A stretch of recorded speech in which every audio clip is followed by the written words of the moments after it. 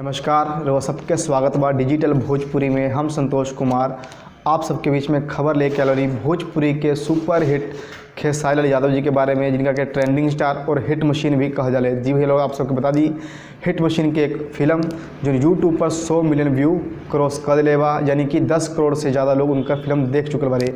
वो फिल्म के नाम हाँ संघर्ष फिल्म लोग देख ले हम। इसमें खेसारी लाल यादव जी के साथ काजल राघवानी जी और काजल राघवानी जी के साथ साथ ऋतु सिंह जी भी बारी में। और फिल्म के बात करें तो मैं अवधेश मिश्रा जी भी बारे, आचार्य जी भी बारे, महेश आचार्य जी, दीपक सिन्हा जी भी बारे। और कहल जाओ तो अवधेश मिश्रा जी के रोल बहुत बढ़िया रहे फिल्म में।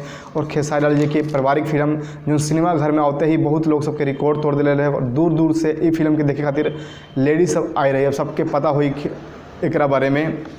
आप सबके बता दी कि नवंबर के 3 नवंबर 2019 में film world wide record Bhojpuri पर अपलोड भइल रहे। और आज ही फिल्म 100 मिलियन व्यू प्राप्त कर ले बा। 100 मिलियन यानी कि 10 करोड़ से ज़्यादा लोग ये फिल्म के देख चुके बारे।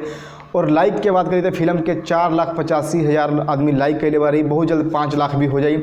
डिसलाइक की बात करी तो 1,12,000 आदमी के डिसलाइक कैले बारे। और फिल्म के रिकॉर्ड बहुत बढ़िया बा, बहुत लोग सब के पसंद भी कर रहा बारे, सिनेमा घर में भी पसंद कैले और यूट्यूब पर भी बहुत ज़्यादा प्यार दिले, तभी ये फिल्म 10 करोड़ से ज़्यादा व्यू प्राप्त कर ले बा। आप सबके बताएं कि इहो फिल्म खेसारी लाल के एगो इतिहास बना दिले बा कि बहुत कम समय में इतना फिल्म के व्यू गई रहा। और खेसारी लाल के फिल्म से लेके गाना तक लोग सब ही उनका प्यार देते रही और ऐसे ही आगे देते रही। उनका सवेरे को होली के सॉन्ग आए वाला बा जेकर नाम बा भतीजवा के मौसी कहाँ बिया, तो ओकरे भी प्यार दी। आप सबके बताई कि न्यूज़ रउआ सबके कैसे लागल। अगर न्यूज़ बढ़िया लागल बा तो हमनी के चैनल यूट्यूब के डिजिटल भोजपुरी के सब्सक्राइब करी और साथ ही घंटी के बटन दबा दें हम। और अगर न्यूज़ बढ़िया लागल बा तो वीडियो के लाइक करी, कमेंट करी, शेयर करी और पर कोनो भी ओपिनियन बात हमने कमेंट में जरूर बताएं। धन्यवाद भैया लोग, मिलता नहीं रउआ सबसे अगला न्यूज़ में।